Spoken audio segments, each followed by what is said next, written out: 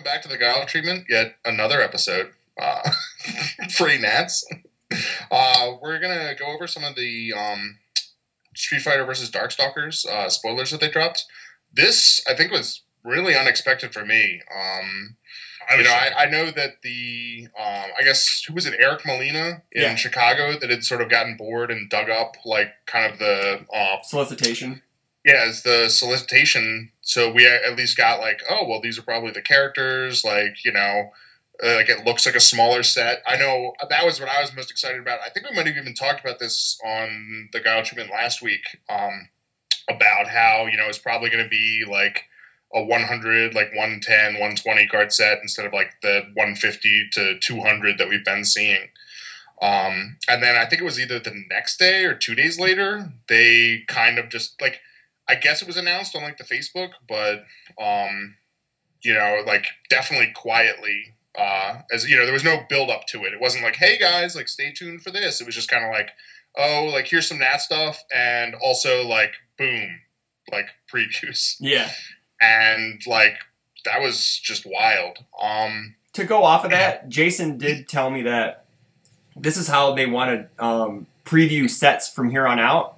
Is they're going to do it as rarities first, and then kind of like, because right now we're going to have uncommons and characters at Nats, he said, and then after like leading up to release after Nats, we'll hit the rares and ultra rares to kind of build it up, because they're afraid that a lot of the distributors aren't ordering enough because the stores aren't hyped enough about stuff, so they're starting to put stuff coming out earlier, which is good. They're learning.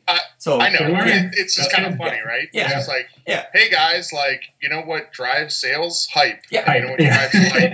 Like knowledge of what it is I might open. Yep. So I think that's a really cool. That seems like I really like that approach. That makes a lot of sense. Yeah. Like showing us the commons up front. Like here's the bread and butter of what these characters are doing, right? Yeah. Here's some tech pieces. Here's some whatever that we want everyone to have a lot of copies of. Yeah. And then we're going to show some slightly more complicated cards. And I hope they're not just going to dump out all of the rares and then all of the ultra rares in a big fat dump like this. I think how I understood him was they're going to do like the daily stuff like they did for other sets leading up to release date, I believe. Yeah. So okay. Yeah. It's pretty reasonable, I think. And then he also talking to Shane, I believe the sets we're going to have like one big set at the beginning of the year or sometime during the year, and the other sets are all going to be this size. That's so good. Because that's how they're going to get their 4 sets out a year. Is we're going to have one like core set and then 3 additional sets from different licenses. So well, I guess that sort of goes in. So like those were I guess like the 2 biggest things that I noticed was, first of all, that like the card was like whatever of 82. Yeah. Which is like what, more than half the size of like some of the recent sets we've had, like the Street Fighter set and Mortal Kombat set were both 189. Yeah. So this is like what, like 46% or something like that of like the size of those. It's also kind of nice because I know that the deck, the set that is pushing out the Mega Man tins is like 77. Yeah. And you know I've sort of been like going like, guys, like standard's already huge. And like we're gonna start like pushing out these like 70 to 80 card sets, and like are we gonna be replacing this with like more like 150 to 200 like all that's gonna do is make standard even more unwieldy than it already is. And if the plan going forward is to make more of these like 80 to 90 card sets, like that does a lot to sort of like rein some of that back in. And you're also gonna get people who don't like, because of the big sets, you're not with the smaller sets, you're not taxing their players' wallets as much. So they may pick up an extra box or 2 because it's, you know, it's not as a big set. They're like, well, if I buy 6 boxes, I may be able to get the full set, you know, or they'll splurge on singles because they're like, well, I got most of the set out of 4 boxes. I can just buy like $100 worth of singles. You're still putting money into the game. The thing about it is, go ahead. Go ahead. My only question was, do we know rarity counts yet? It's on the post. They did post that. I don't have offhand, So I know that it was like, I think like 20 to 22 commons, basically whatever we're running through. I think it was like 25 uncommons, which seems weird. But like you got to realize that like I guess at least 8 to either, I guess two of them are two of the characters are toppers, so the other 8 are uncommons. Yeah. So you can kind of subtract that from the uncommon count, at least. Mm-hmm. You know, it's like that's why it's higher. And then it's about the same number of rares and ultra. I think it's like 19 20, or something. 20 ultras and It's 15, 20 rares and 15 ultras. Yeah, 15 ultras. It's like one in one and a tenth or 1 1/4 ultra rare per character or whatever, if you want to say that. It's on the store page. It's 22 commons, 23 uncommons, 20 rares, and 15 ultras. Thanks, Tim. Thanks. And the thing for that is, I'm sure like some of you guys probably do this. I think Dave, you do or have in the past. I know Scott and I we'll typically split release box, which with this without starters you're going to have 8 booster boxes, and so effectively assuming a perfect distribution, we should end up somewhere about let's see, I think about 6 to 7 of each rare and 3 of each ultra rare. Yeah, which. I mean, that's a really, that's a really good amount. That sort of makes you feel better about doing that. It's not going to be something like the Street Fighter set or the Mortal Kombat where you go, man, I dropped $500 on this release and you didn't stuff. Get everything. And I have 1 copy of this money card. So yeah, we're in the UK and we've opened God knows how many boxes, and we've only seen 2 fatalities. Yeah. I've heard that from Rio a few times. Yeah. Yeah, Kevin, you're good. Dave's cool. Skype crashed, so he's going to be back. So, but yeah. That's the other thing I like about starting with the commons is that, I mean, here we are, we're doing a show where we're going to talk about the commons. Mm-hmm. Yeah. If these were sort of just we're going to show all of this character support, then we're going to show all this character support, we're just going to only show 10 cards and then spoil the full set. Yeah. These are cards that would kind of mostly get glazed over except for the really silly ones. Mm-hmm. And now, we're sort of going to get a chance to digest them. It's still 20 cards at the time, so we probably won't spend a huge amount of time on every card. Yeah. But this is sort of 3 per character is kind of like a digestible something that people can talk about with each other. Hi, Dave. You're back. Hey, guys. Hey. Welcome. I think my laptop decided 2.5 hours of keeping your video streaming up is enough. It needed a quick break. All right, so we should just. I guess. Sorry. If you want to chime in, because actually, I invoked you just as it kicked you out. Oh, you were saying. Yeah. I was saying that I know for Scott and I the set being this size is actually really beneficial to us because we'll often do sort of a case split on release, and because of the numbers we'll get nearly 2 playsets of most of the rares and almost a playset of all the ultras. Mm-hmm. Just because of the counts.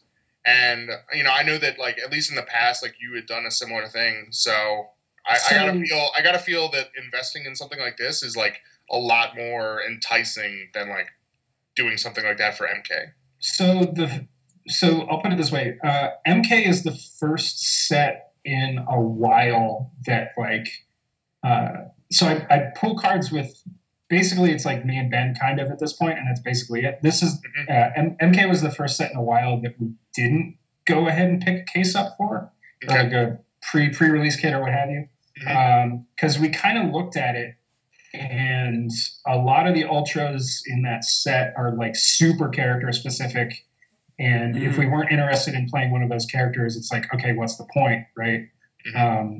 You can make a $200 or $300 investment and then maybe another $50 worth of just scraping up random rares here and there to kind of fill out spots. Yeah. Right. And you're probably okay as long as you've got a very good idea of what you want to play out of that set.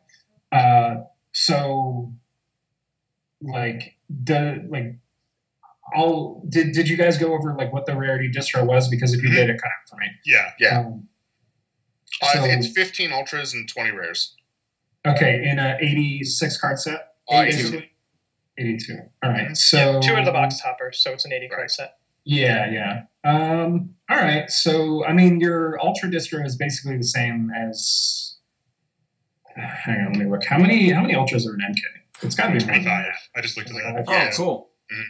Okay, so so this is a way easier financial hit to swallow. Oh, most definitely. Assuming the Ultra distro is the same, right?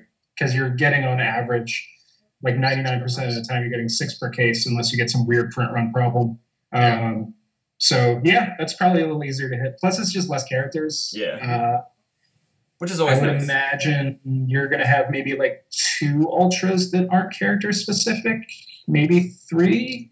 I mean, well, the thing is, like, we've seen none of like any of the back page stuff, so they might do something like that. Where that's where they make up for. So, well, I guess if it's only 15, and there's still 8 characters. So okay. I mean, it might just be like 2 or 3, maybe 4 that are on the back page. You might see like some characters that have 1 ultra, some that have 2, and then like maybe like 2 or 3 generics, depending. They'll do the thing that they always do, where they print some like halfway broken action that's a generic and put it in the ultra slot.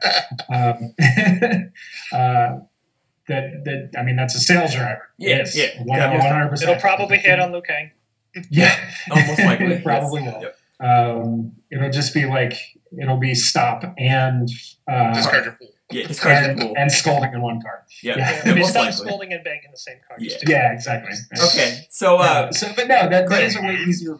That is it's basically Moon. So that is a way easier financial hit, depending on how they space the sets out over the course of the year. I think this might help too. Like I know I've seen a lot more comments from people that are just like, like when I got into this game, like part of the draw was that it was cheaper than playing like Magic or like Yu-Gi-Oh or something like that. And it still is. I mean, like let's not kid ourselves. Let's not be totally off the rails. Like it's still cheaper, but I mean, if you like the people that are like, man, I wasn't able to like pull any fatalities, and now it's like $70 on the single sites, and like this is terrible.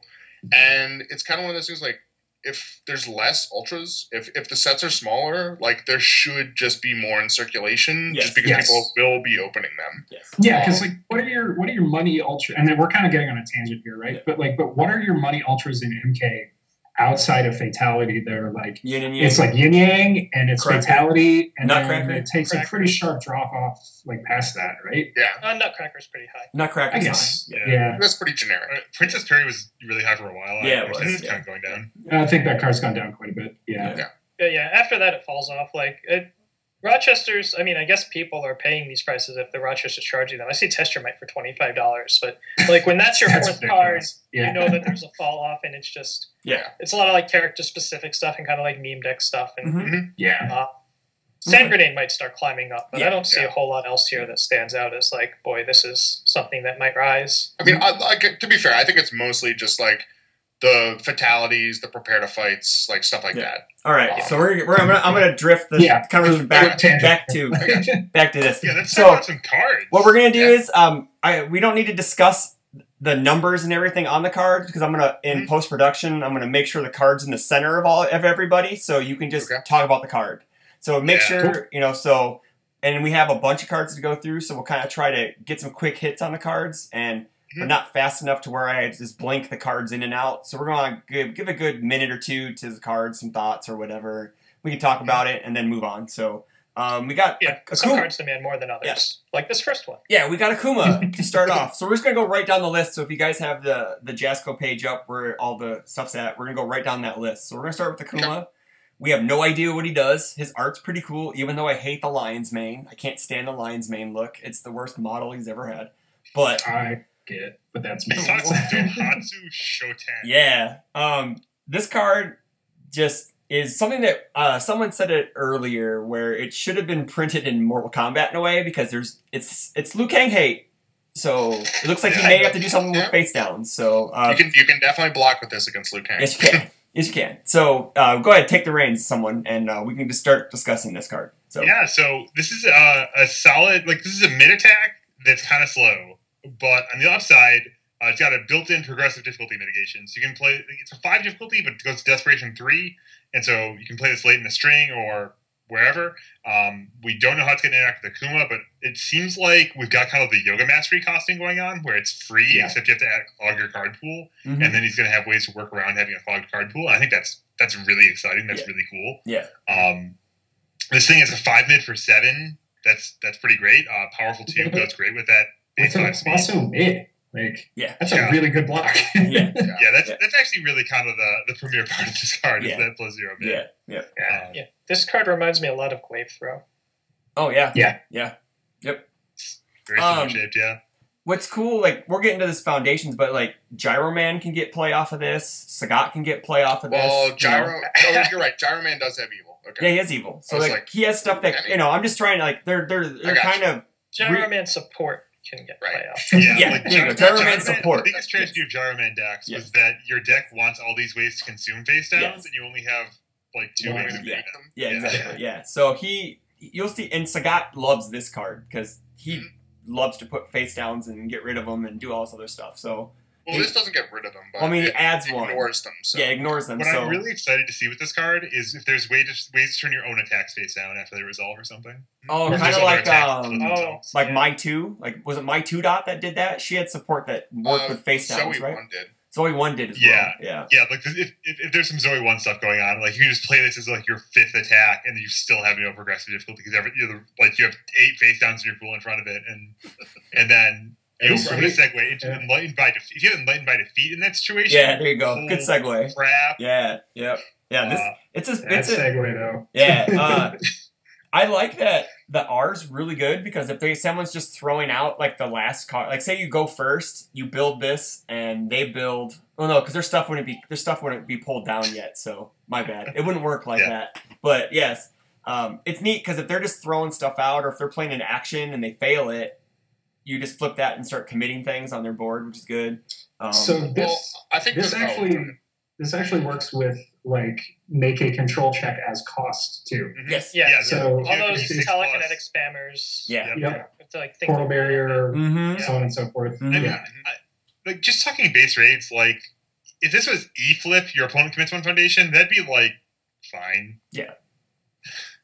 Like we've seen this kind of R a bunch, and like I'm very much not impressed with these kind of cards. But I think like if they find second ability to have on a card, it's very much just a filler. Like if you're putting this in your deck, you want that plus damage. Oh yeah, definitely. Unless you're Pharaoh Man, then maybe you do it. Like, what's kind of cool is though. So if you're like an all-in, like Pharaoh Man or Tomahawk Man, like you're all in on pushing through lethal damage on turn 2. Like every stun counts. Yes. Yeah. Mm-hmm. What's nice is though they didn't do the or part for the attack speed and damage. They didn't do the Cassie Cage treatment. It's you get both instead of one or the other. So because we've kind of seen that in some other cards. This works on multiple. Yes, it does. Ooh, yeah. Oh wow. Oh nice. Yes. If you got a multiple 2 in your deck, this is a very nice spam. Sadistic ways. I'm looking back at Dohatsu Shoten and thinking back on that, like, ooh, I don't need a windmill punch to clear my card pool. If your deck multiples Coffee Samba on some kind of basis. Not a bad way to go. Not a bad way. So next card would if you need help after you have a multiple 4. Sadistic Ways as well. It's off of both 2 shares 2 symbols with Sadistic Ways. So that's tight. That's a way to do it. Actually, so this can help your multiples get around Prepare to Fight if people are still playing that card in 2018. Right, you dump it on the base. Yeah. Yep. All right, so the next card, World Without Battle. The Desperation is pretty nice if he has something to do with like cutting yourself, but he may not because you don't know what the characters do. I mean, I definitely see Desperation on the first attack. So I don't know. The Desperation, it's just like you could just run like the 1/6 Vicious card. That that's true. Doesn't require you to have a face down. Yeah. So. Yeah, the Desperation is very incidental. The main ability is the top one. 2 of these symbols already have Fei-Fei, but Fei-Fei is a card people run 4 of, and so now you can run a couple more, and it'll be Fei-Fei some large portion of the time. Yep. Fei-Fei with a better block and an offensive ability. Yes. Like, flip +2 speed is very good. Yeah. I mean, you won a world championship with Exposition in your deck. How much better is this than Exposition? I like Exposition a lot. I mean, I'm not saying Exposition's bad, but I'm saying this is... Playable committed is relevant. Okay, that's fair. Yeah, is what I'm saying. But like, this is playable before committed, and then it's still in your debt. It's still in your staging area for the rest of the game. Yeah. Well, no, it's certainly good. It's good. I like it. What's rocket powered? Is that 3 speed or 2? I think that's 3. Yeah. Okay. But it also conditional on having and then having a bunch of cards. Okay. And I really like too that like this does three things, right? It does plus speed, minus speed, or draw a card. Yeah. Even if there's like keep low block. Yeah. Good low block. Yes. This is a very, very flexible card. So it's easy to have this card slot into your deck. Mm-hmm. It has all the dials. Yes. It's definitely easy to have this card in the 95 card version of your deck. And we'll see how if it makes it down to 65. Yeah. I would also be excited to have this card in my common ground deck. I'll just put it that way. Yeah, there you go. Yeah. Oh, definitely. Because Fei sure. is also a common, which is awesome. So, But anyway, moving on to Chun-Li. Well, I mean, I guess, do we want to, like, have a brief speculation on... It's good. Yeah, brief speculation on what Akuma does. I mean, it definitely seems like he might be in that Gyro Man or Sagat vein, where he's going to do something that adds face downs or creates face downs. It's almost certainly a third pass at the Gyro Man Sagat theme. Yeah. Mm-hmm. Yeah.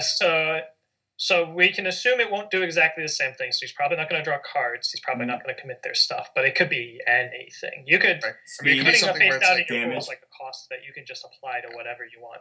I mean, it's Akuma, so it could be hacks. Right. That's what I was sort of thinking. Is maybe it'll be something where it's like he adds face downs to like hurt their check or something. Yeah, that'd be kind of neat. Yeah. Yeah, like imagine a Vegas Mask, whale days where you discard momentum way back in tank there. Yeah. To hack their check instead. Now you're collecting a card pool.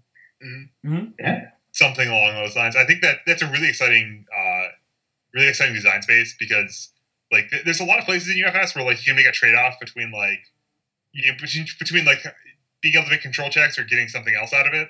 Like Terry 2 was like this, Cassie's like this sometimes. Where it's just damage for control checks, and then you're just like, oh, do I want to pass an 8 difficulty card and have this thing happen? Or pass a 7 difficulty card and have less of this thing happen?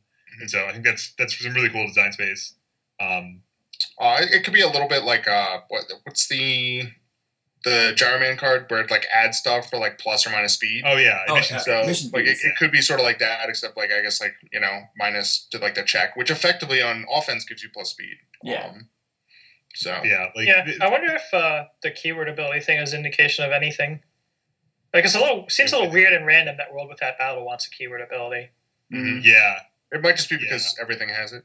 That's also true. That's what I mean, right? Yeah. It's very it's like that'll vary like except it's a small fraction of abilities that don't have keyword abilities, right? Yeah. I mean maybe that is a hint that, for maybe Guile, like we were saying I guess that was off. That was pre-show. Off it, but maybe he does give speed, and they didn't want to give him more speed with all his non-keyword ability attacks. Yeah, maybe. All right, so actually, we've got a non-keyword ability attack up next. This is my favorite attack they've spoiled so far. This card is like thick in every sense of the word. Yes, it is. It is triple C thick. It's triple C thick, man. Yeah, I don't know if 3C is even enough. This is like, this is extra thick. This card, I was telling Dave before pre-show, like this card's nuts. Like I enjoy the spiciness of this card, the ability of this card. The only one thing the only one thing that those symbols don't have, other than maybe Felicia, would be momentum generation. Like Good is actually surprisingly deep on it. Like it's pretty solid on it. Yeah. Okay, I know there's that actually if you can like just hard check a 6, there's like a serious bread and butter here where you go Hammerhead Assault into this. Oh yes, yeah, there you go, yeah. But I feel like there's a 5-diff get a momentum card. I know there's that would be Sasquatch compatible. Well, I know you got. I don't know. You can just play the Johnny Cage one and just throw a bread in your staging area, right? You could do that. Oh, yes, you can. You could do the bread. I love bread. But Bread's so good. this is an ability we haven't seen yet, other than in Turbocharge, right? This is like a superpowered shell kick, kind of. Like it doesn't have the denial, but it just gives you 2 instead. Yeah. Mm-hmm. And shell kick was pretty playable with pretty awkward stats. Mm-hmm. I think I even saw it in. I think someone in the top cuts of Tampa was running it. I've seen it in a list recently. Oh, I think you're right. Yeah. This has fantastic stats. Yes, it does. Yeah. This is a very good statted. Similar to shell and this is fine for like the old Chun-Li too, so that's nice. Like you give a little bit of crossover. Like she'll make it like a 6/6, which okay. Yeah. And if they block it, here comes Kikosho. Yeah. It's Fury attack to go with Kikoshow's Fury. So there's probably something there on 2 symbols. Yeah. This might be I'm not going to say it's the best Kakosho bait attack in the format right now, but it's up there. Like, it's nuts. Yeah. That card's pretty good. Yeah. So I like it. And it builds you too for momentum. That's not bad at all. That's not bad like, at all. this card's just an A+. Like, I love everything here. Yeah, I guess the one thing is icing on the cake here. Yeah. You have to like imagine whether or not it depends on what other uses for momentum you have. You might feel like in a mid to late game you have better uses for momentum, but that's fine because its base stats are just great. Yeah. And honestly, like there's just things you said, like 5 high for 6, like these feel good. Like, these are good numbers, but in the grand scheme of things, like, I mean, if you're drawing, like, you're trying to look at how, like, I'm going to close the game out with 3 or 4 attacks, like in a mid game, try to like push through an Anachorus before he locks me out, kind of thing. This isn't terribly high impact in those kind of situations, but so you definitely have to have a way to get rid of your face downs before you go to deadlock too. Yeah, I was just about to bring that up. What I really like about this card is if you are trying to put like a long string of attacks together and you have destroy effects in your staging area already, this helps you reload, like, even in like the middle of a string. Yeah. Right? Yeah. You could potentially throw this as like your second or even third attack and not feel too bad about it because you know you're going to get 2 readied up foundations to kind of offset the cost of playing this in the first place. You could end up playing like was it Warrior's Descendant to get rid of numbered face up foundations and then bring down face downs, because leading into her next card, she does have a flip effect. She's in a flip effect where if this card's blocked, you pitch it from your card pool, or if you discard a card from your hand, you're ready to face down. So she does have some late string potential where she can just unload an entire hand in a way. So it does. Leaping Elbow Smash is a really interesting card. Yeah. So, interesting is a really good word. Yeah. So the card that comes to mind is Cossack Slam. Yeah. Which is a 4 difficulty 4 mid 3, but it readied a foundation, I believe. Is it 3 or 2? It was 3 damage. It's 3 damage. It was desperation. And so, like, the sort of calculation on that card is that, hey, this is basically a 3 difficulty attack because you're getting a refund. Yeah. And 3 difficulty for 4 mid 3 is like a fine line, and this is sort of similar. Like, but you do have a discarded card, right? Because if you had a 4 high 4 for 2 difficulty, that's great. Yeah. But you do have to pay a card for it in this case. And then that first enhance is like, it's obviously good, but I wonder, are we going to have a way to make them block this? Right. Well, this is kind of like a classic bridge attack, right? Like, you're not killing anybody with this most of the time. This is there to, like, okay, maybe I'll get a block out of my opponent's hand with this. Or if not, this is like as close to a free 4 damage as you're going to find in whatever attack lineup you're putting this in as. Yeah, like if Chun-Li wants to get her cards face down, perhaps because she has more things that say untap my face downs or whatever. Like that E-Flip Foundation could be cheaper than free. It could be beneficial. I mean, it could be something this for is like a great card to play on too. Just like I mean, it could be something for like a Goro on Earth. It's like you get to flip that foundation, which will you'll be able to commit for 2, and it's going to be 8 damage. So, can we talk? I don't think you're going to discard the card for it, but like the flip. One difficulty 5 high 6. I don't know enough about like the symbols to know if there's people that want a bunch of Fury attacks on those symbols. Or not. I think the art on her cards. Oh, is there some you go. of my It's favorite Fury too. on Earth. You could run it with the Vicious Foundation, right? Make it 0 speed high for 8.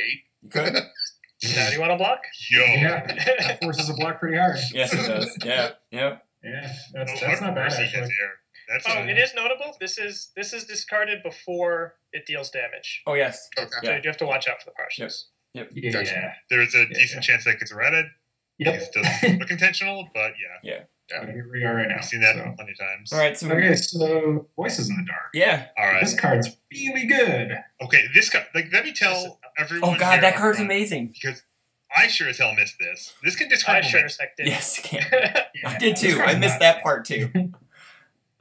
I thought this was just weird graveyard hate, and then some like weird cutting edge like damage redux if you're really willing to commit to it. No, this destroys momentum. Yes. Yeah. Card's super solid. Yeah. This will absolutely see play. And it's another +4 block for Faye. It's on Faye. One of Faye's symbols. Yes. +4 block for Faye Faye. is out of the world overjoyed about this card because it's a +4 to get assets or tech attacks, which is insane. And then also if she has another 4 in her discard pile and one of these in her staging area, she plays the card, she makes a check. Oh look, all Voices in the Dark to shuffle that back into my deck, and now I have a +4 on top of my discard pile again. Yep. Oh yeah. Yep. I don't think we've had momentum hate this good since Mishima Zaibatsu Leader. Probably not. Like hitting one unintended consequences kind of came out of the hand. I mean, Spaceland is better than this. Spaceland's probably but I mean it's not a spam, right? It's not going to. Yeah, I mean, like for a 1 diff, no. I mean, because this thing is the reactive style is like really good, but it's a 2/4. But it's 2/4. Yeah. I'm referring to like the degree to which the number of decks that we're going to see this in is much higher. Right. This is just something like just are you playing those symbols? Like just throw it in. Yeah, like honestly, I think one of the underrated cards out of Street Fighter is I can't remember the name of it actually. Power Made Flesh. Power Made Flesh, exactly. Yeah, just spam destroy momentum because momentum is a very, very swingy resource. Taking away your opponent's momentum can save you 6 damage very, very easily. Yes. Yeah. I mean, if you're happy to destroy a foundation to get a momentum, you should be okay with destroying one to get rid of one. Yeah. Especially when you're destroying a 0 diff. Yeah. Yep. Yeah. So, your thoughts? Is she going to be a 7-hander again? Do we think so? She is. I'm more certain that she's a 7-hander than I've been certain of anything. Yeah. I'm more confident that she's a 7 than I'm confident that Akuma's character card will say face down on it. Yeah. Okay, so a quick tangent. Felicia's going to love those cards. Yes. Oh, yes. That kick right there is a 7. Is it 3 speed on her or 2? I don't remember. Yes, 3. Okay, so it's an 8 high for 6. That's pretty nice. And then she's going to Dancing Flash you and pick up the attack she had to do her sieging area. Exactly. Well, you can play the Ether Leg, and you can use all your whatever's bridging the races, and then you can pitch a momentum and get 2 free face downs and ready all those bridging the races. Oh gosh, yes. Yeah. Okay, so what do you? As for Chun-Li herself, obviously is going to do something with face down foundations. Yeah. Like there's no way. It's kind of like Akuma. Like obviously he's doing something with face downs. Obviously. She I was going to say on Akuma that his 3 cards say face down 4 times. On Chun-Li's 3 cards, she says flip 5 times. Yeah. I wonder if she's going to have a Fury trait thing. Because as much as like Jasko puts a Fury keyword on anything where the person looks angry. Yeah. You kind of wonder, like maybe she'll have a Fury keyword thing instead of a kick keyword thing, or just Fury or kick or whatever. Yeah. I think that'd be a very neat way for them to carry over a little bit from the previous one because a bunch of her stuff had Fury then too. I mean, I guess I actually don't know if any of that but Kiko Show did, but I think Kiko Show had it. Yeah, Kiko Show definitely did, and that was actually it. So there there might have been one other, but maybe not. I don't know. No, I just looked. Okay, I know she had like a couple charges too, but maybe it was just one. I don't know. Yeah, I'm really excited to see more of her. I see how she plays because this like paying resources, get like trading resources for untapping foundations seems like you're going to be able to do some really fun things. You're moving cards between zones. You're making like the swipe 1 decisions of which card to flip was fun a lot of the time. And I'm really excited to see more. I guess like the only thing is like she has so many things that flip foundations. Like I feel like the thing you run into is sometimes is you're just like stuff where you're like, well, I don't have anything to flip, or I have things to flip, but I don't want to. So well, maybe the character will go off of just having face downs. The more face downs you have, the better she gets. Maybe or her character just gives you more face downs. Maybe she just has like a auto build like Athena, a CA kind of thing. Yeah, could be. I'm just going to predict that you really want to play her off of air with God of Thunder to turn these face downs into good cards. Yeah. To more uses of your good cards. Yeah, there you go. That seems pretty fun. Yeah, it seems good. Yeah. All right, so we're going to move on to Guile now. Cryokinetic assassination. Because everything Guile does is overly dramatic. So, that's pretty good. It's a cool name, though. It is cool. It is a cool name. I like name. this card a lot. This card is just enough damage that your opponent really wants to block it. And you get a nice little benefit out of them doing that. This is a absolutely perfect turn 2 poke. I'm like kind of sad that none of these these cards were like available when I was playing like a bunch of Life Gutsman, because man, these bridge between your second attack and that no my super good. Yeah, like this card's not complicated at all. Like it is definitely a big rattlesnake for deadlock. Yeah, because throwing a 9 damage 4-diff is pretty disgusting. I guess it's Zing. That's cool. Yeah, pretty much. And the thing is, like, I think we talked about, like, these symbols are sort of lacking in deadlock stuff, other than, like, unlike some of the other symbols. Yeah. Cassie Cage. Yeah. Seems good. Yeah. Oh, definitely. Good. Maybe don't go to deadlock against Cassie Cage anymore. Yeah. Because otherwise you're going to hit for about 50. So. Yeah. I just think that bunch of stuff that ignores progressive. So. Yeah, it's crazy. I think we can kind of lump both of these 2 attacks in the same discussion. They're awfully similar, Very similar. Yeah. Super similar. Yeah, I mean, one's like a godlike poke. The other one's kind of like the second attack that we saw off of Chun-Li, which is like, this is just a really good bridge attack, right? Or something you can very easily, in what looks like is going to be Guile's theme of single keyword attacks, throwing it at the end of a chain. And that's what I see in Ultimate Anti-Claw. Yeah, for sure. Yeah. I wonder if there's enough weapon-only cards to steal res in this in the same deck. Yeah. I mean, Sagaki and Steel Res are both just weapon. Yeah, you're right. So, no. Steel Res is a charge, I thought. Steel Res is a charge. Yeah, it's a charge. Right. Yes. Sadness. Well, I mean, if it's a 4-diff, like, it's okay to have one counting to this. Like, Steel Res is a lot worse with one as a 6, but this is kind of acceptable. Like, that's true. If you play them like accurate. These are really like 2 sides of the same coin, kind of. Where like I like that about them. I don't know. I noticed that this is another card that ignores multiple copies.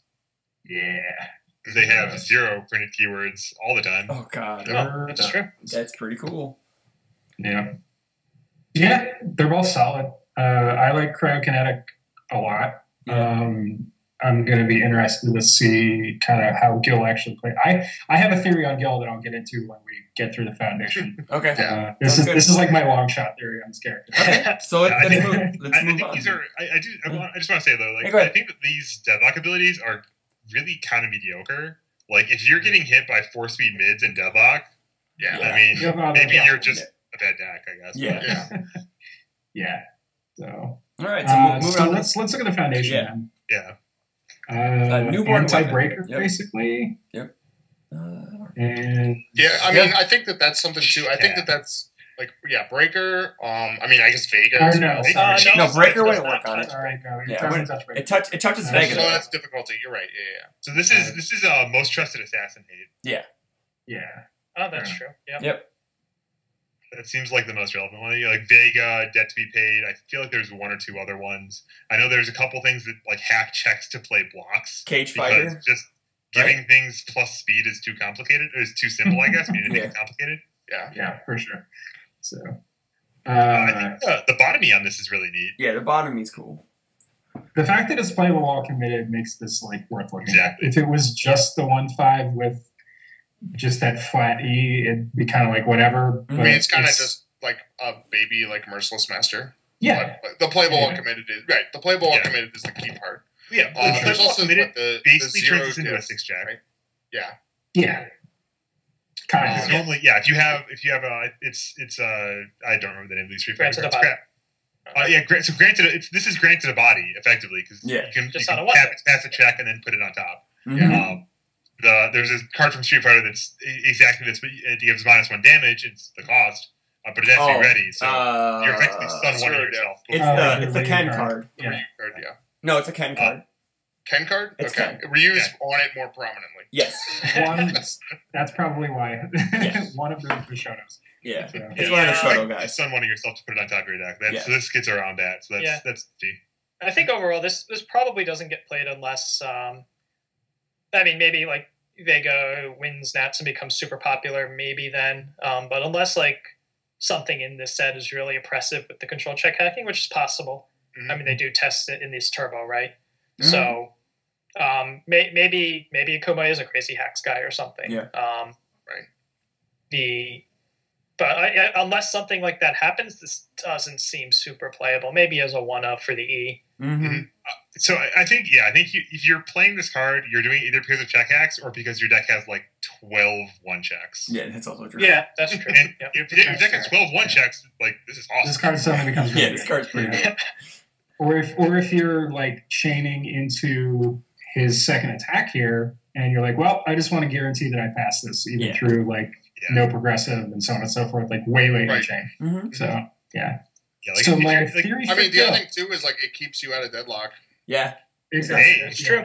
Again, all right, Dave. You know, I'll- it's, hit it's, us with your theory. I know I've said this a bunch of times before, but I'll reiterate this. Anything that destroys itself for like really solid cost, especially on offense right now, is like anything that lets you weave in and out of deadlock is really good. Yeah. And this Mhm. lets you do that in a pretty reasonable way. Yeah. Yep. So my theory with Gil is he's going to add keywords okay.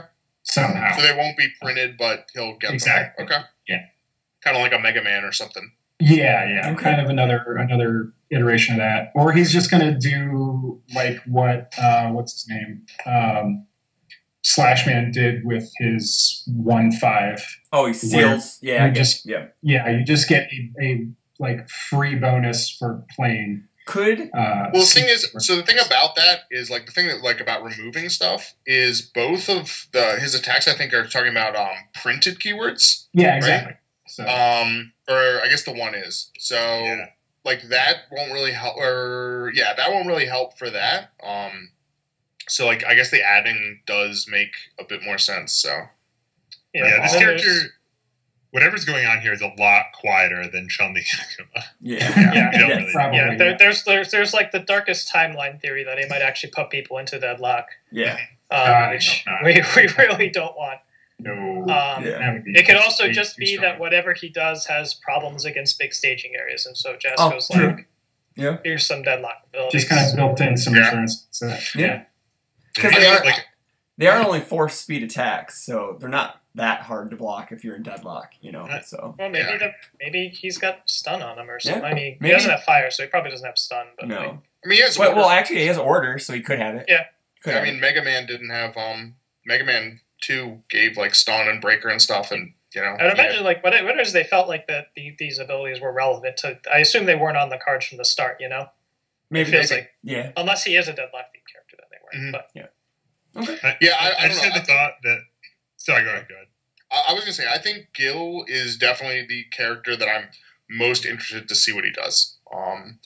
Just based on his support. His support seems very like just like the one keyword stuff, the deadlock stuff. that's the one thing we like, do. It's going to have some theme relating to keywords, and Yeah, Mhm. like he's the one that seems like the least apparent based on like his support. Like it's just sort of one of those things. Like I don't know what he does. Like he has some symbols that I like playing, so that helps. And you know, I'm definitely like interested to see more about like what he has going on.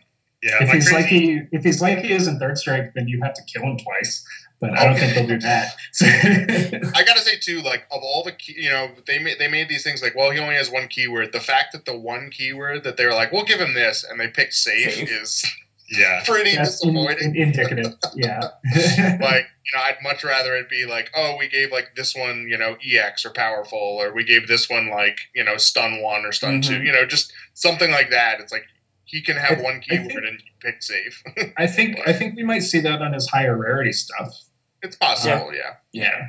But we'll have to see. Or maybe it'll be like one printed thing and it'll have an E that gives it a bunch of stuff. Yeah. Right. Now, I don't know about the Street Fighter lore at all, but what I wonder is, like, I look at the art for the character over here, and it's got the wings, and then the other ones don't.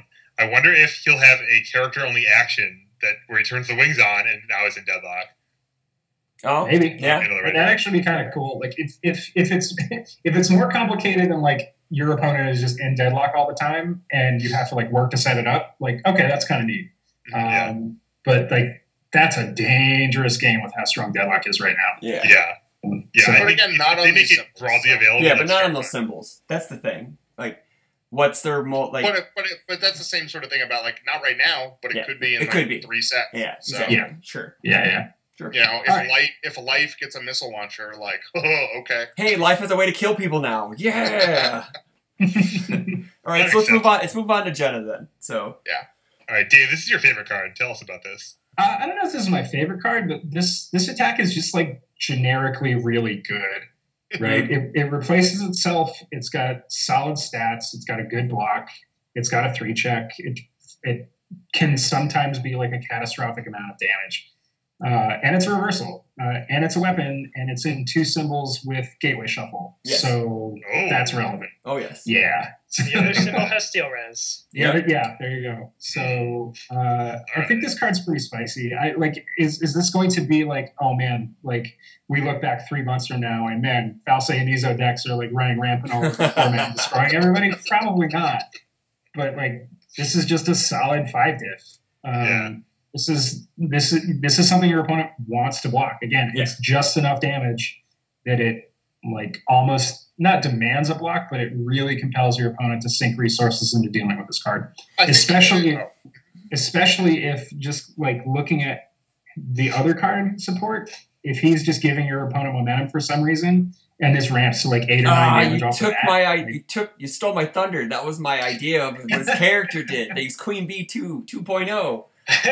Yeah, I think that's a pretty safe bet with what he's going to. And I mean, no, go ahead, Tim. Yeah. So sometimes, like, you're trying to build a deck, and you're like, and for whatever reason, for how the deck plays, if you're drawing cards in defense or whatever, you want to have a reversal, just to make your opponent respect the fact that you can try to dunk them for a bunch of damage on their turn, so that they don't just poke you for free. Yeah. And sometimes. I think Chaos is like this, actually, off the top of my head. You're just sort of looking around, and it's like, okay, Face Cover Fire is all right. Skullbuster. But this one, you just like play, and you have a Reversal Digger now, and you're not sad about this card at all. Yeah. That's what I was going to say, is like, this is a nice, like, as a reversal, it's nice, but like, you don't feel bad just going like, well, I'm just starting off my like string with this. Yeah. You know, it's just like a 5 high for hopefully like, 7 or so, 6 or 7, and it draws you a card. So and they have no idea if you're poking with this or if you're going into a real turn. Exactly. Yeah, this card 5 speed high is fast enough that like you have to spend some stuff to block this. This kind of go ahead. The best comparison I can make with this card, if you take the reversal off, is Sagaki Offering, right? Oh, yeah. This can very easily start your attack chain, and your opponent has to make a decision like, okay, is he poking me with this just to try to draw a foundation off the enhance? Or like, do I need to dedicate resources to handling this card, because if I don't, he's going to open up on me behind it, and I've just given him a free 5+ damage, right? Like, that's kind of what Sagaki does. Yeah. Right? And just like Sagaki, circumstantially, you can deal 10 damage. Yeah. Sure. Yep. Yeah, With this this card kind of reminds me of Robert's Little Kick, Hien Shippukyaku, where it just has bigger stats, and it's not conditional on your opponent playing an attack. But I like that's one of my favorite things about. I look for reversals that it can replace themselves, and when that card rotated, I got really sad. But now I have this card. I mean, this is perfectly fun. I just loved Robert Jr. because like I played Felicia a lot, and just leading my attack turn with Robert Jr. like it's a shitty 4 high for 4. Yeah. But I'm Felicia, so you're terrified of it. Yeah. I really feel like you hit you for free. I think this is a lot better than that because drawing a card is much better on your turn than your opponent's. Oh yeah, turn. definitely. Oh yes. Because you can just, like, if you draw a foundation that doesn't have a block, you can just build it. And it's great. Yeah. You're thrilled about that situation. And again, it's a reversal with weapon on it. Yeah. So your opponent has to respect, like if you're playing Chaos or Water, your opponent has to look at your board and say, how many copies of Gren do you have on the table? Yeah, exactly. If my opponent reversals me with Falsei, how much damage am I looking at? Yeah. Like that's a real question you can ask with this card. Oh, so, I was going to say, I don't know. I like it. We can probably look forward to Garrett registering this. Yes. Oh yeah, for sure. Yes. It plays well with the old Jetta too. Yes. Obviously, just from the reversal, like we talked about, like it's sort of like Spider Suplex, where hey, here's an attack. It gets me value. I don't really care if you block it. I'm going to pick it up at the end of the turn. Yeah. And, like basically you can just throw this out there, do his build, pick it back up. He has a +1 low block and like a reversal that is, not nothing. Yeah. I am now looking forward to Stacker Jettas. Yeah. So let's 4 move. copies of what's that Ermac First F Foundation? The one that picks stuff up? Yep. Yeah. You're gonna actually remember it in this. So let's go to far worse places than hell. Another 4+ block from Faye. She's getting them in spades in this set, it looks like. And this has 2 symbols with her, too. So. Yeah, it has 2 symbols. It has the other 2 symbols with her. Yeah. That was a really ironic segue, too, because this card is awesome. Yeah. There are far worse cards than this. Yes. This card's pretty juicy. Yeah, it is. I mean, like, this is flip draw card on a 1/5. This is great. Mm-hmm. It's not even a desperation flip, not even No. a pay 3 vitality flip. So It's like our flip, too, so. Yeah. You just net, if you play Falsey, you get 2 cards for 1. That's awesome. That's great. Now this because it's like what you play an attack, so this won't work if you like block with a reversal. Correct. Yes. Yep. Yeah, that's still fine. Yeah. But it works. And sometimes this card is commit for +4. Yeah. So Yeah. That's pretty decent too. Yeah. And this is kind of what was what's her name's card? King had one like that, right? There was a 1 diff that got like +1 for each Card in like, the card pool. Yeah, Yeah, it was a it's Muay Thai Oh. fighter or something like Yeah. that. Prodigy. Yeah. Prodigy. Yeah, and that was also I a should call Marco 1/4. and ask him if he would know. Yeah, that was a 1/4 by the way as well. Yeah. Yeah. No, this card's good. It's just really solid. What's it? What's her name has a card like this, right? Lily, but I don't think it has a block. But I also think it's a 2 diff where it gets like. No, that's cards in pool. Never mind. That's cards in pool. Yeah. That's what I was thinking of. But. I'm looking forward to Water Jada with Act of Treason, Twinkle support, Old Jada support, New Jada support. I don't know what the character does, but this is looking good so far. I mean, it definitely looks like another pass at feeding momentum. Yeah. I really hope the character doesn't force feed momentum like Twinkle did, because like I just hate the gameplay pattern where like you start putting copies of Wounded Dog in your deck so that you can just say enhanced discard momentum. That just seems so bad to me. It's a little janky. Mm-hmm. Yeah. Like it's just like this is just miserable on every angle of this. Mm-hmm. Jed is miserable because he's working so hard and getting absolutely nowhere. Nothing You're for it. miserable because you're playing these stupid I cards. guess that's the thing is like you have a character that like force feeds momentum. If like they're good, then there's just momentum dumps everywhere, and if they're bad, then you're just giving them like all Ways to this kill free you. resource to just kill you with. Yeah. So, I don't know. Very I fine hope line it's with that design. So yeah. Very fine line with that Like design. maybe the momentum thing will be like a little bit supplemental to whatever they actually do, but I guess we'll find out. That's the hope. Yeah. All right, moving on to Violent Ken. Violent Cannon. This art looks rough. This is the first time I've ever seen this card. I didn't look at any of the support when they came out. So There's so much text. Guru Bushi kick. the art's awesome. There's a lot of text on these, right, Dave? That art's awesome. That art's also very busy. Yeah. There's a lot going on. There's a lot going on all these, every angle. This card's weird. Yeah, I guess this is like the continuation of the fire, like burn my deck down theme. Mm-hmm. Yeah. Only it's That's remove. cool. It's a discard. So it's So do we it's play also this losing in, like, vitality to block what's with a her name? mid block. Yes. Holy crap! This card, Neva. Yeah.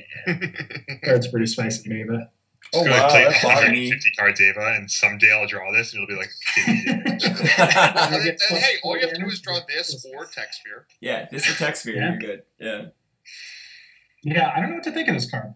I mean, this seems good in Jet as well. Like Fire Yeah. Jet, maybe like could see a little bit of a resurgence. That's not Punch and Judy. I mean, I think if you're playing Fire Jet, like you have attacks that deal infinite damage already. You can Yeah. play cats. You can play Texture, copying cats. Like, Yeah. I don't think there's any world where I'm running a card in Jet that doesn't have the keyword ability on it. That's true. Yeah. So, yeah, I think this is going to kind of depend on what Ken himself does. Yeah. Whether this card sees any sort of play or not. Because right now, I can't think of a deck that I want this in. Yeah, we this can is- imagine it can probably removes cards Probably, yeah. with that second E, but Yeah. I guess. I don't know what I this guess this is block thing is fatality about. hate. Oh yeah, I wonder if that's just like flavor text almost, like just hey, here's something that does something, or if this is specifically like about punishing half blocks. Well, it's kind Yeah, of like because like kind of I'm Scorpion going to partial stuff block your burns on 3 that. damage attack. Yeah. And then Take what? 4. Yeah. And then take 3 instead of 3. Got it. Okay. Yeah. All right, yeah, actually, so Fire does have Redeemed Rogue and Explosive Acrobatics to fuel this for anyone too. And Redeemed Rogue is really good. Well, I mean, right. Redeemed Rogue makes this 5, and then you remove another thing, it gets it to at least like 6, right? So absolute minimum, yeah. Yeah. I don't know. I think that, like, again, I'm kind of reserving judgment on this card until we see what Ken actually does, because right now this one's kind of a tough sell. Yep. Yeah. I mean, it's got decent numbers. Like the one mid block. I mean, the one mid block. It's not hard for this to be a 4 high 4. Yeah. But like, compare this to Chun-Li's 4 high 4. Yeah, Chun-Li. Yeah, exactly. What's hype? All right. I don't know. Yeah, he's feeling violent. Yeah. Yeah. I feel Violent's a really nice card. It's always gonna get you 4 speed, I guess, and can. And that's a nice break. The Deadlock Breaker thing's kind of new, you know? Yeah, that was the biggest thing for me. Is this is like Fangs and Fatality Hate for sure. Yeah. Yeah, we've seen this kind of effect before. I know that the Rio starter has this, but it's a playable while committed E-Destroy. Yeah. So, you know, it's a little more. You can get stunned out and keep it, but it's probably a lot better to play this R-Flip after they play a card. Yeah. And sometimes it's flipped for +4 speed, which is pretty good. Yeah. Yeah, I don't know. Depending on what Ken does. Yeah. I don't even know if this one's really as contingent on what Ken does as it's contingent on like how relevant the R is. Oh, true. Yeah. True. So I mean, I guess if you're all in on Kurobushi Kick and you need a way to make it actually land, you feel a little violent. Yeah. And we're getting there. Melt some people's faces, so it's fine. Like, I guess I don't know how important that Breaker 3 is, because I feel like a lot of times that's a really weird ability. If someone's deadlocked, like it's like, oh no, I have to commit 3 extra foundations. Like, okay, you know, it's like I'm deadlocked, whatever. That's a really weird text. Yeah, really weird. I kind of prefer that this not be on the card, just because like the restricted keyword rules are so weird, and this is just gonna like make people ask about it. Clearly, this is a Jetta plant for his forced deadlock ability. You mean Guile? Or Guile, I say Jetta. Yeah. Well, I literally scrolled up and opened Jetta's cards. Jesus Christ, I did it again. I scrolled up and opened Guile's cards. I actually opened Jetta's cards too. Would you be surprised to see this in a Fire Jet list for extra speed? Not that he needs it, but he can't make the breaker bigger because it's not. No, but he just needs for the speed. I mean, for the speed and the and the card. It's not pretty reasonable, sure. Yeah, it's not bad.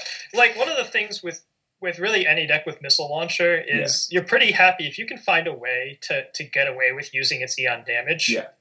You're pretty especially if you're not Jet and you're not just powerful sixing it or whatever. Like this is something that's pretty beneficial for like a Fire Cats. Because that was always sort of one of the things, like, how do I make this stick? And giving it, like, 3 or 4 speed is a good start. Yeah, it does reduce Fire's dependency on Punch and Judy to stick at Cats, which is relevant. Yeah. So that's nice. This is also just a great companion to Marshall Banana. Yeah. If there's, like, RFG battle deck. Yeah. That's a good point. All right, so Save by Lena. What do we got here? This is a weird one. This is another, like, weird, like, 1 difficulty hate piece. In this case, we're shuffling cards into decks. What does Ken do? Why are we doing this? Yeah, Deadlock 5+, get a momentum. Why does this need a 5+ on it, honestly? Yeah, that's weird. So my prediction is Ken is actually going to be the Fae of this set, where we take one look at the character and like, well, this is a hot mess, but there's something here. Yeah.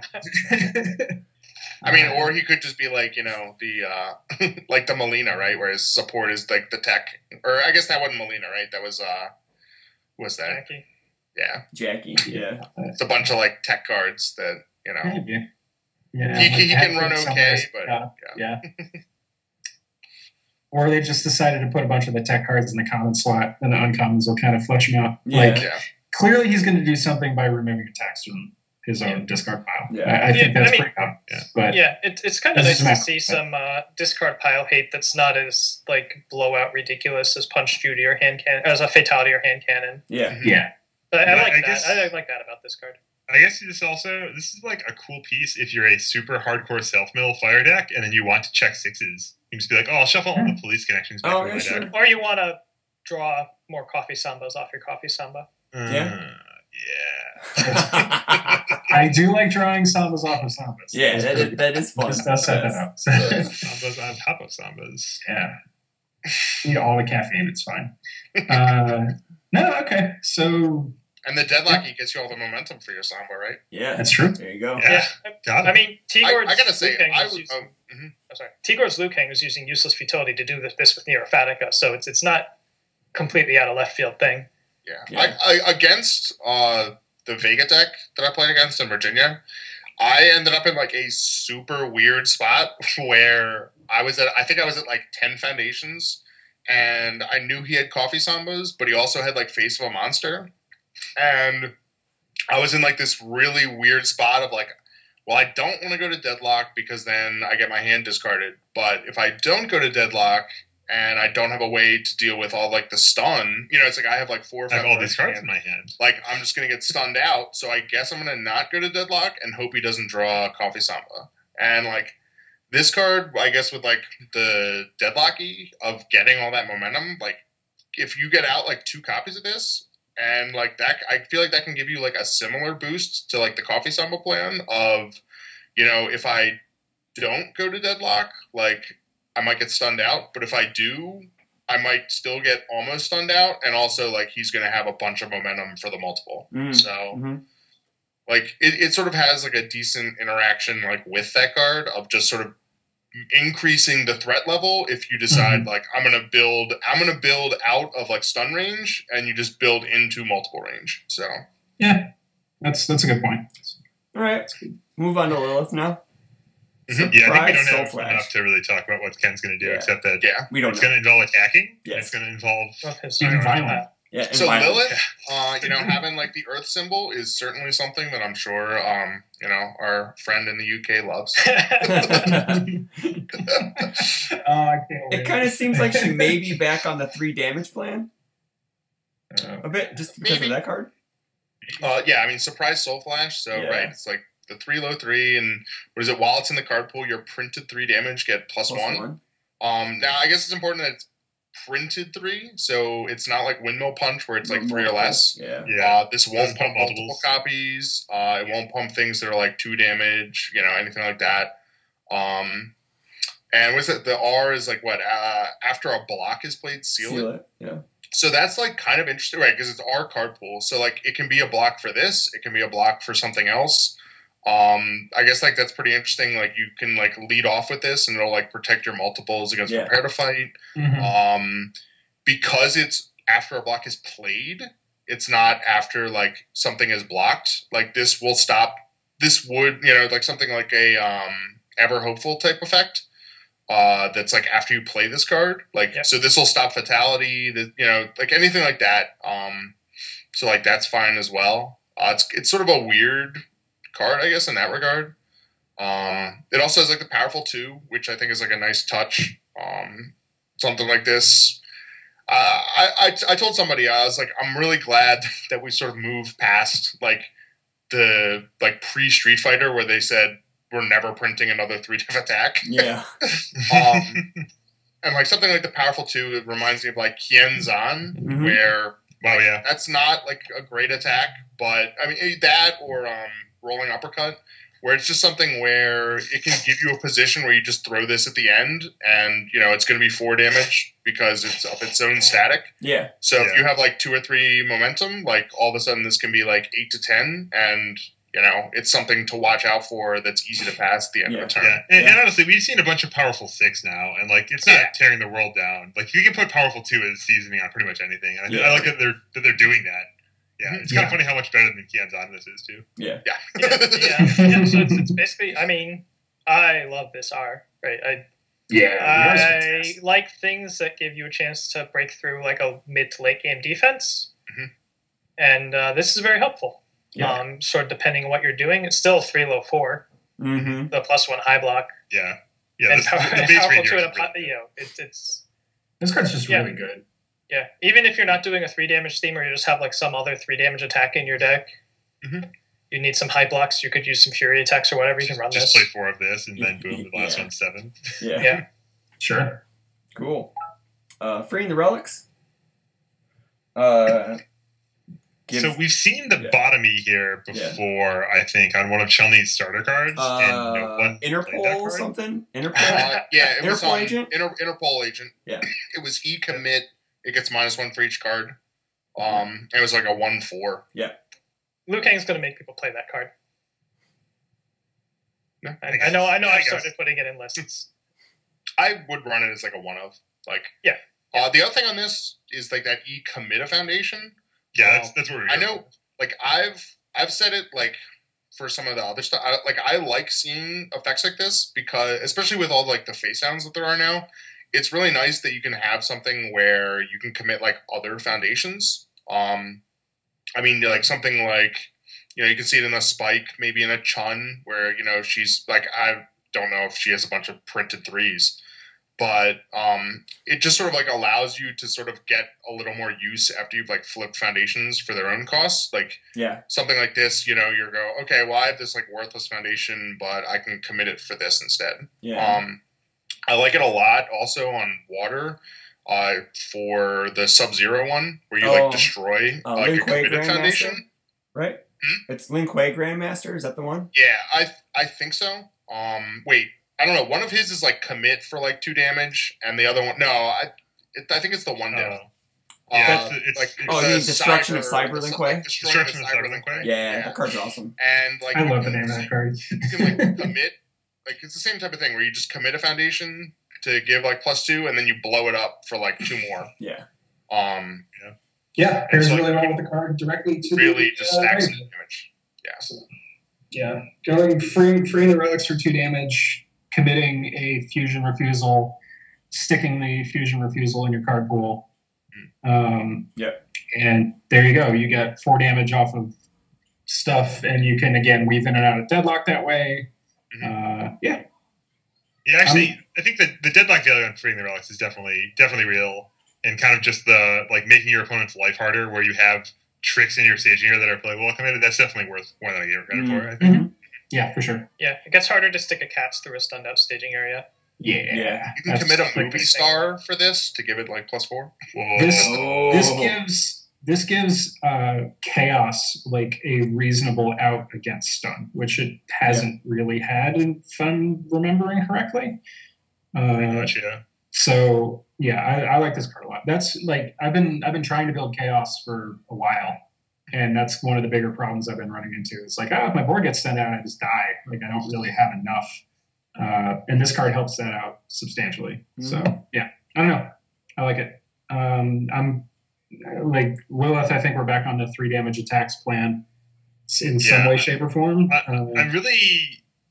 It's really sad that this is like printed 3 damage attacks, but also in ways that make them not deal 3 damage, so the first one doesn't trigger them. Right. I mean, I guess it's hard to looks stack like we've given up on that. Yeah. And I mean, I was just talking about how I liked exposition. There's exposition with a lot. Yeah. It's pretty juicy. So, I like both these cards. Yeah. Let's talk Fusion Refusal real quick, because this card's nifty. This is one of the ones that I'm most excited about. But go ahead. So I don't even know what I'm saying here. It's great. You can block with it. It doesn't have to progressive after you block with it. You can have it in your staging area and throw it in for +or -2 damage whenever you want, and it's just a card in your card pool. Yeah. You can add it with Nutcracker, and it won't count to progressive. Yeah. Yep. Yeah. I think that's actually a really big deal because, I mean, obviously for Cassie, having a card that doesn't count to progressive is vital. And right now, only on the all symbol does she get 2 cards that do that. Yeah. You start 4 Sense of Morals in every Cassie deck, but now you have another piece. Yeah. That's the thing that's nice too. Is that I like the static because it's sort of like a twist where it's not just like this doesn't count to progressive or this doesn't count to progressive for attacks like you had on the like what was it, like Lone Wolf or whatever the 0 diff carry was. Yeah. And the thing, is like if it's not played as a form. So it's something where it's like if it's added, like if it adds for itself, it adds for something else. If you block with it, like there's there could be. I mean, for like Guile, besides just Guile adding it. If he blocks with this, then he can reversal with Flash Kick on a 5 because it doesn't count progressive because you played it as a block. But yeah, just in general in Guile, I know I really like this. It replaces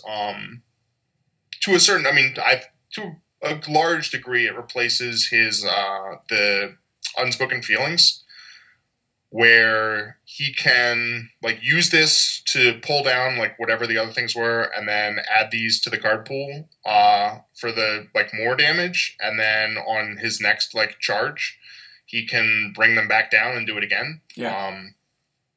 And that gives him just like everything is just going to hit like a truck. Yeah. It's pretty easy for him to just start getting like, 7 damage on like everything, and it's a 1 diff. So you just throw these in and go, cool, these are in. Yeah, and like even without any of the tricks, right? You're not doing anything with this static. Absolute this is a 1/5 with a clutch +2 -2 playable while committed. Yeah. Yep. Like this card goes down, your maximum vitality increases by 2. Yeah. And your reach increases by 2. Mm-hmm. So even if you're doing nothing with this except like, I have Nutcracker in this deck, this is a very good card. Yeah. Yeah, read this as E destroy +or -2 damage playable while committed. That's pretty good. Yeah. And that's the start. Yeah. Yep. Right. Moving on to this card's awesome. So do you think? All right, Dave. Oh, we can talk about Lilith. Talk about Lilith real quick. Do we have any thoughts on? I think we don't really have much guidance except that it's going to be 3 damage. Yeah. 3 damage, and maybe she can use that static on fusion too. Yeah. Yeah, maybe there's some card pool tricks. Yeah. Probably there's That's some very card. possible. Yeah, she did some card pool tricks last time. Yeah. Like all over the place. We are Alright. so Everyone's favorite. Let's go. So we're moving on to Leg Shredder. Yeah. This Alright, card Dave, is have awesome. God, this card's so good. This card's so good. This is a 3 difficulty, 3 high for 4 stun 1 that your opponent can't interact with. At worst. Like, this card is really strong. Yeah. This wasn't a 4? This isn't a 4? No. Look at this. No. It's a 3 diff, man. Yeah, this card's great. And if you have any way to RFG it somehow, because it doesn't specify RFG from card pool or anything like that, then yeah, you got to right. You can This remove card's it with It's a explosive re-ready acrobatics. any foundation you want. Yeah. Yeah, Doesn't even it's say that not it almost hasn't been turn ready or anything like that. It's just a straight Yeah. up ready. Like this You card. cycle your deck, you're readying foundations. Yeah. Yeah. You're You remove explosive it. acrobatics, you're Yeah. readying foundations. Explosive? Yeah, dude. Yep. Ooh, This is- wait. this is- Minus This is my favorite attack they previewed. This is my favorite card they previewed. So Ken could play this, and if you remove stuff off the top, he could ready foundations. yeah, there you go. There you If go. draw 2 of Hopefully these. he doesn't have enhances. Yeah, I like this card a lot. So, like, what I'm happy about this too is it gives Miska another card because she's lacking on some. Her flash attacks aren't the greatest, so it gives Mhm. it gives Miska too some legs at least. To pardon the pun. I have suspicion that obviously Raptor has a flash theme. Yeah. Yeah, And Miska's gonna get a bunch of stuff, and B, chances are any Miska deck will be better as Raptor. That's true. If power level trends are true. Yeah. I mean, I feel like that's still already true. Yeah. Like, Yeah, I was gonna say, I a think lot of it's Miska true. stuff is just better in like other people. Other people. Yeah, I mean, anyway. Miska needs 2 keywords too, right? I guess it She- shares 2 for- symbols with like Vega, because I Yeah. know Vega had a couple flash Oh, attacks. yeah. Like flash is like a weird keyword where like most of the flash stuff has air, but then like the secondary symbols are all over the place. Yeah. Mhm. And so it makes it tough for like playing flash decks because it's pretty much just like, well, I guess I'm playing air. There's a little bit of void. There's like a little bit of chaos. There's some like Order. death from like the old Raptor. Yeah. But then you have like the weird symbols, so that's actually something I'm hyped about is seeing like flash on a fire attack. It means that Cole 45 is like back in a bit. Hopefully like In the we're gonna be discussion, seeing that. and that card. And Genocide Vulcan as well Yeah. with Fire Flash.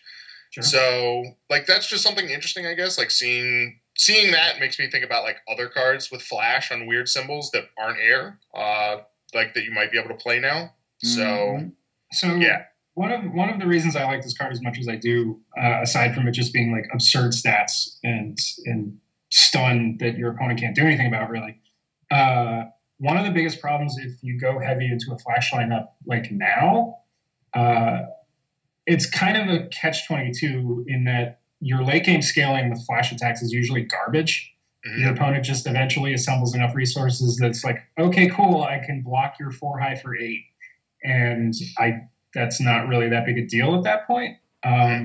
This starts throwing a wrench into that plan. Yeah. Because this lets you interact with their staging area in a proactive way. And yeah, it's good. Cards is good. Yes, this is definitely a big game with Spirit of the Wolf. Sure. Yeah. Because it's just 2 more stuns. Yeah, I was going to say, you get a stun 3 off of that. Like, that's pretty spicy. So let's look at the rest of his cards. Feels good to be bad. Ways to interact with the remove cost on Leg Shredder. Wow. Feels good to be bad. Yes.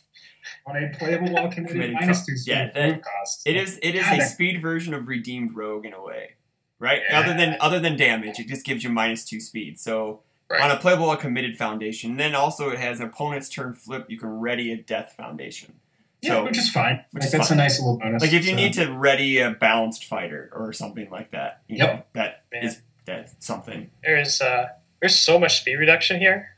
Yeah. Sure, to just play throws or just play Raptor. Yeah. Reduce this. Yep. Or just play discard. Raptor doesn't care. Yeah. Actually, I mean, if we're ready to move on, Thrilled to Eat You. Yeah. Like, that's something that I think, like, pretty much every Flash deck is going to be happy to have. Like, it's one of those things, like, again, you know, just like first F commit. They commit 1, and your next Flash or weapon gets +2 speed. Yeah.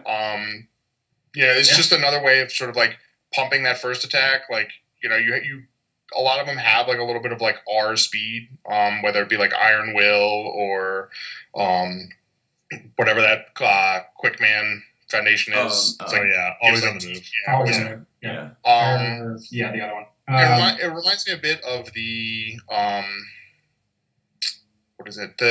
Like some of the Slashman support, where like he, you know, had some stuff where he would sort of like, you know, it was like commit like the next attack, like loses all its keywords and gets damage. You do like a little setup work for. But I mean, you could do something like this for like Satoshi. You know, you could be like first half commit, like you tap a foundation and my next weapon gets like 3 speed, and then he can be like, okay, Satoshi F, it gets +3 more speed, and all of a sudden you have like a 5 speed weapon like that's going to clear itself and draw a card. Yeah. So with Thrilled to Eat You, if your deck has no flashes, no weapons, and no first Fs, do you play 1 in every deck? Do you play like how aggressive? Like do you ever play 2? Do you play 3?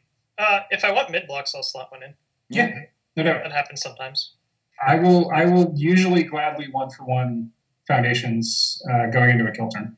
Yeah. So, and you have the option to not do it. I think is important too. Like if it's turn 2 and you're going to try to beat him up. Yeah, this card effectively. I'll be right back. The wife needs me, so keep talking. I'll be right back.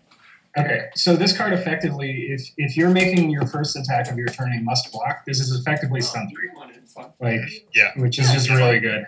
You can say hi to everybody. Yeah. Kim's coming. Yep. Oh. If only. So hey, fire Satoshi splashing defreeze, no problem. One of the things interesting. So like you talked about like cats because that's a weapon. I mean, if you're running like non-weapons and you just commit this first and then like lead in with like something else. Floating. Yeah. But although even having said that, like playing this and then playing like ISSP execution is gross. Bye. Yeah, turning ISSP into straight up better as a 5/5 buster. is Pretty okay. Like, you know, That's pretty spicy. It's totally fine. Yeah, no, it's just really solid spam. It's more versatile than it looks at first glance, and it helps you push a kill. Like cards is good. Yeah. So I have a comment not on Raptor, the character, but I just really hope all of his card names are as cheesy as these 3 are. Oh god. Yeah. I think there's a lot of like cheesy names in this set. That's good. Darkstalkers. It's like it's kind of inherently cheesy as a franchise. Exactly. So, it is. Yeah. So what do you guys think is he? So we already established he's probably going to have either he's going to have like a flash theme. Oh sure. Anything else? Yeah. Do you think he's going to like expand on weapons or anything like that? So he could have more committal, since a bunch of his support does that. He could have he could have more remove costs like Field Yeah, I mean, does. because he's got fire, so like he might have like a little bit of that thing about like when either after you play something or like after they block something or whatever, like maybe you like can remove it. I don't know. Like I could see him doing something like that because some of the flash stuff already has like when it's blocked, like you can remove it. Yeah. So like maybe he has something like that where like when they block it, like you can remove it for something. Sure. I don't know. Yep. So yeah, I think the character. It feels like the character shouldn't be pumping damage. I bet like Ken will probably pump damage, but I feel like Raptor is going to be committal, like trickier than that. Yeah. I think like save for the possibility of the Dark Timeline Guile. This is probably like the scariest character in terms of like what it could potentially be. Flash is a little bit dicey. Like if you make Flash a little too good, it's good. Yeah. I'm not sure if I expect Third Reactor to be a 6 or a 7 hand size. Actually, I could buy these. These are 6 hand size abilities. Yeah. These are parts for 6 hand size support. Yeah. I really want him to be a 7-hander. But I mean, don't I you want every character to be a 7-hander? If you want every character should be a 7-hander. Yeah. I am not the man to talk to about that. I can actually Ken, Lilith, Raptor, everyone's a 7-hander. Yeah, this whole set 7-handers. Yeah.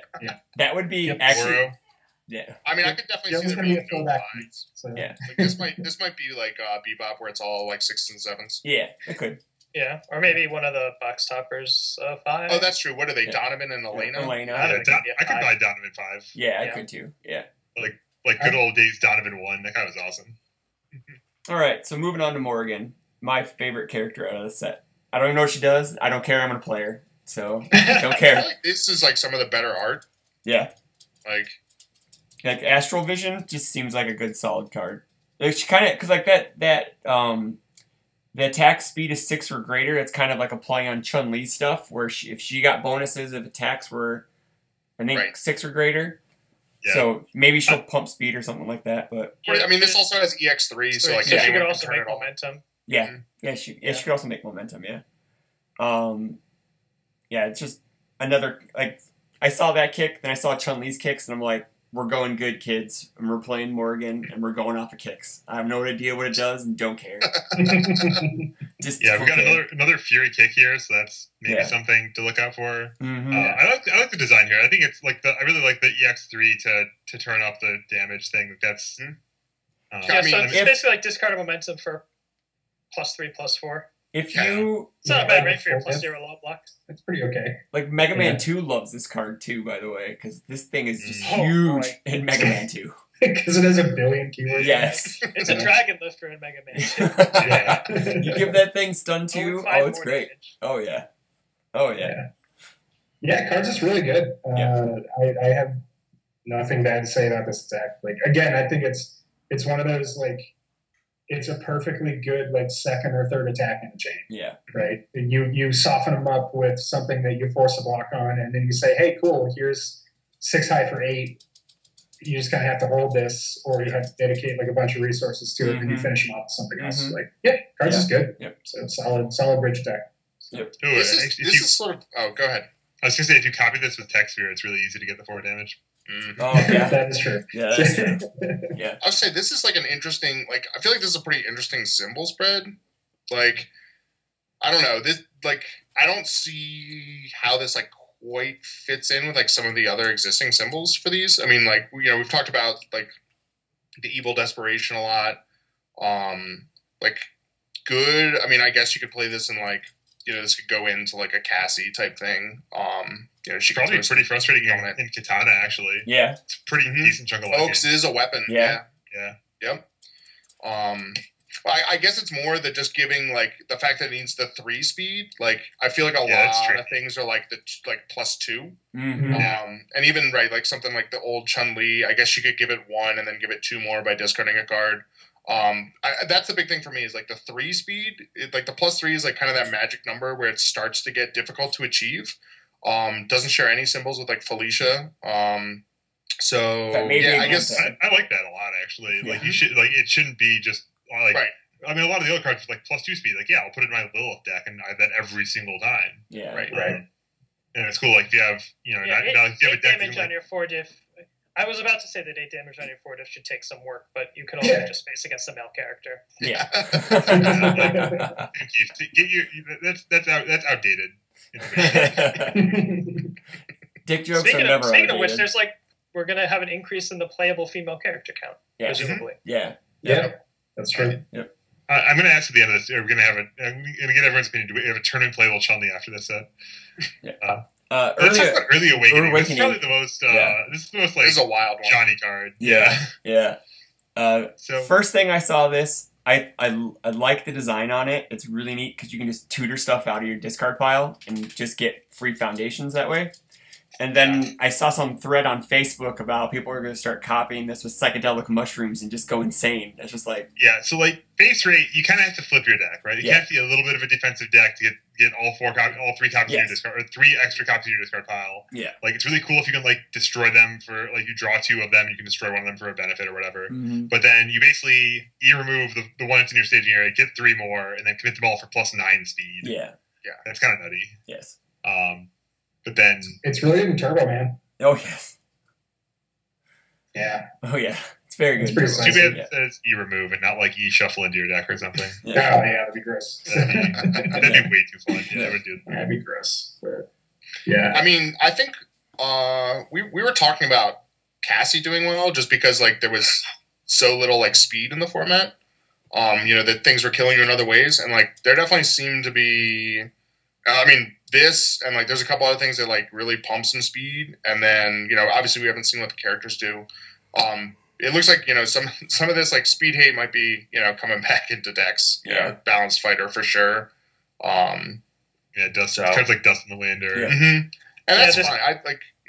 I think that's like it's kind of weird. I feel like that there isn't more than like 1 or 2 like really big like speed decks. That feels like a pretty staple sort of play angle. So I think you'll see them emerge at Worlds because a lot of them. Speed boosts are really bad against Clunchy. Yeah, that's true. Exactly what I was saying. They're really bad against especially if it's not like one giant speed boost. If it's like a little bit of like we sort of said like incremental stuff is terrible against Clunchy. And I think also part of it too is that like you look at a character like Jackie, like if you're pumping your speed, she doesn't give a shit. She's just gonna eat it. She's gonna face tank it. Like you play against Faye and she manages to block once, but it's a Woodman's Leaf Shield. You gotta make sure you can still find the damage. You play against Goro, he's never blocking. And so I think that you still gotta be well rounded. So like speedster characters can have trouble with that. Yeah, back during like Tide's King of Fighters era.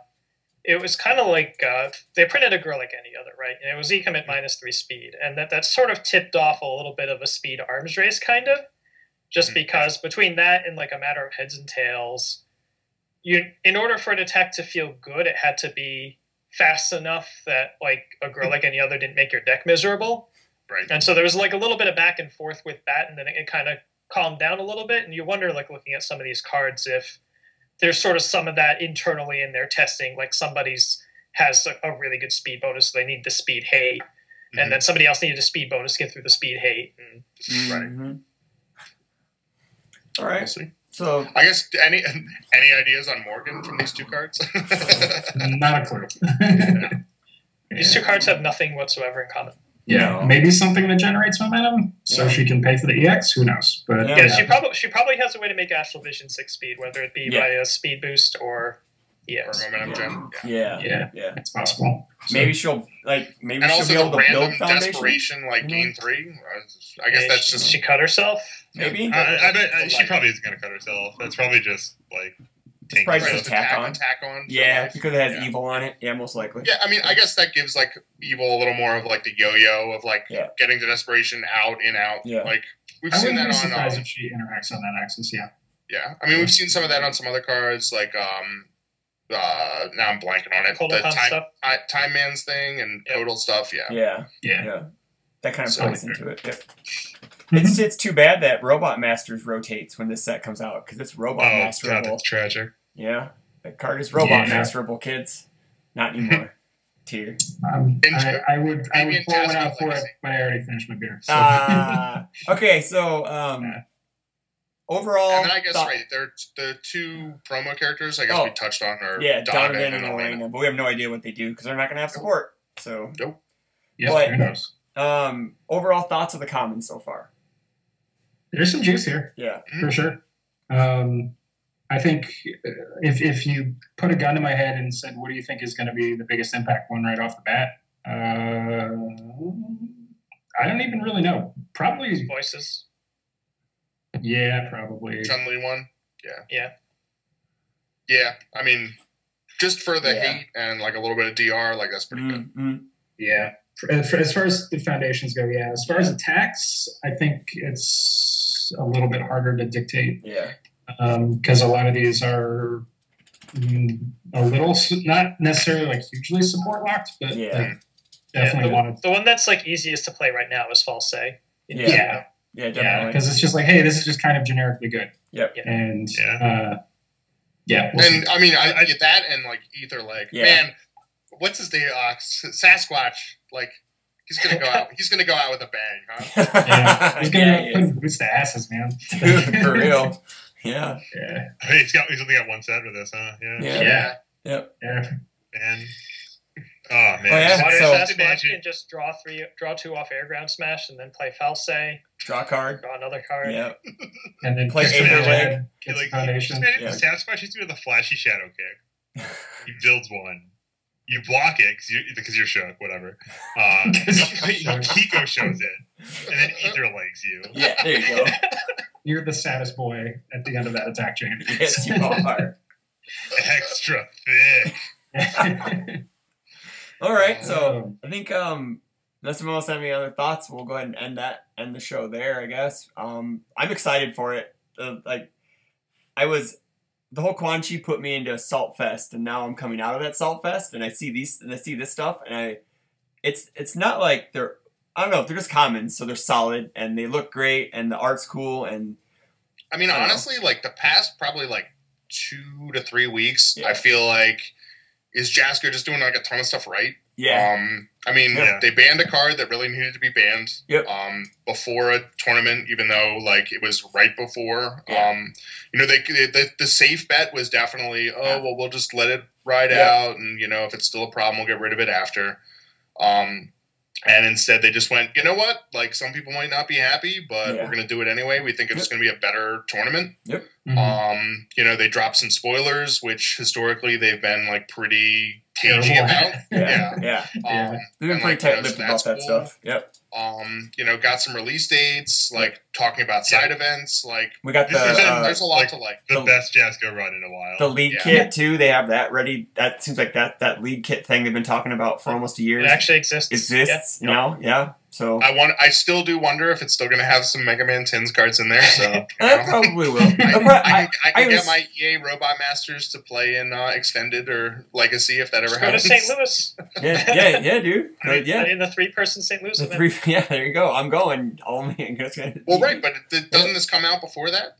No, it comes out the week after. It's the This is going to be the deadest of formats. It's the pre-release is that weekend. So I was talking to Shane and getting a pre-release on that Sunday because we're obviously going to run the whole event on Saturday. So, but I thought they said the lead kit didn't come out until December. Yes. Yeah, but they certainly have some because they're giving one away at NAS. I got you. Yeah. Or giving some. So there you go. So I need to win common ground. There you go. Get the lead kit. Hope that it has EA versions of the characters that I want to play, and then go to St. Louis. And play. Right. There you go. Yep. You got it, sounds kid. like so many hoops. It also sounds like they may be passing out some of that stuff at Nationals for people who's playing pickup games. That's something else that's kind of alluded to on the Joffice, that it's just supposed to reward people for playing more UFS. So maybe if you just sit down and play games, and there's probably going to, they randomly pass out stuff during rounds, so they may pass out some of that stuff. So maybe our Soficia deck boxes will have some lead kit cards in them. There you go. There you go. There you go. All right, so we'll end the episode again, guys. Thanks for sitting through this grind fest of a day. We did 3 shows all in a row, so we appreciate it. And really, really appreciate the assistance and the knowledge. And you guys are welcome back anytime. You guys are a wealth of knowledge. I don't really put into the show like Rob puts into the show. I'm the AV guy, so. But yeah, so we appreciate it.